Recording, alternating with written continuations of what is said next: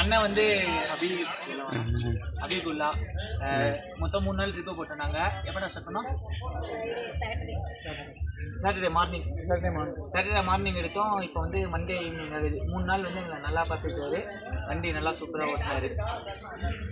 எந்த பிரச்சனையும் இல்லை. நல்லா சேஃபாக கூட்டிட்டு போயிட்டு சேஃபாக ஃபேமிலியில் ஒரு ஆளாகவே இருந்தார் கூட. ஆமாம், எல்லாமே சுற்றியும் காட்டினாரு. இந்த இடத்துக்குலாம் போகலாம் அப்படின்னு அதான்